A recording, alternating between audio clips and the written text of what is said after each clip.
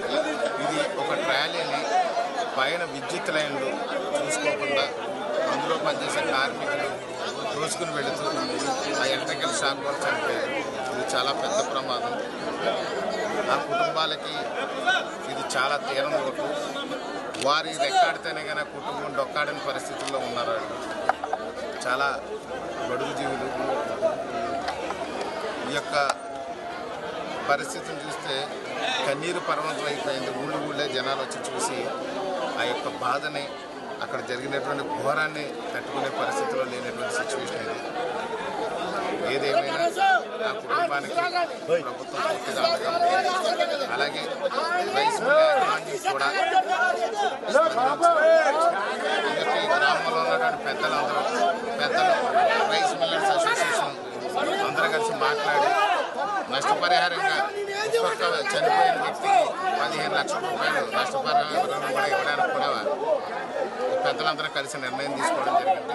ఆ కుటుంబాలకు 15 లక్షల చొప్పున కూడా రైస్ మిల్లు ఓనరు ఆయన 15 లక్షల నష్టపరిహారం ఇస్తున్నారు. అలాగే ప్రభుత్వం నుంచి కూడా వారికి వచ్చే విధంగా చూస్తాం. అలాగే పార్టీ సభ్యత్వాలు ఉన్నాయి. కూటమి ప్రభుత్వం పార్టీ సభ్యత్వాలు ఉన్నాయి. అవి కూడా ఆర్థికంగా కుటుంబానికి ఉపయోగపడతాయి. కానీ ఆ కుటుంబాలకి నా ప్రగాఢ సానుభూతిని తెలియజేస్తున్నాను. చాలా ఘోరమైనటువంటి యాక్సిడెంట్ ఇది. ఒక అనుకోని ప్రమాదం. ఇది ఒక పైన జస్ట్ చూసుకోకపోవడం వల్ల ఎలక్ట్రికల్ షాక్ అయి జరిగి చనిపోవడం జరిగింది. కాబట్టి ఖచ్చితంగా దీని మీద పూర్తి స్థాయిలో ఎంక్వైరీ చేయించి దాని మీద చట్టపరమైనటువంటి చర్యలు కోర్టు కేసులు కూడా నడుస్తాయి.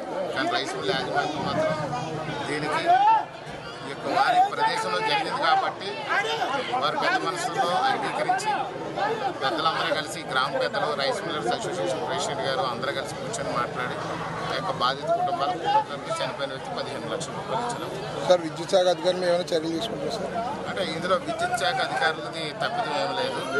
ఒక పొడవాటి ట్రాలీని తీసుకుని వాళ్ళు ఒక హైడ్రాలిక్ ట్రాలీ అది పొడవాటి ట్రాలీ మీద వాళ్ళు తీసుకెళ్తున్నప్పుడు ఖచ్చితంగా విద్యుత్ లైన్లు సక్రమంగానే ఉన్నాయి. ట్రాలీ హైటెక్ ఉంది, కానీ దానికి ఎడ్యుకేషన్ కింద దించుకుని తీసుకెళ్లేవారు ప్రతిసారి.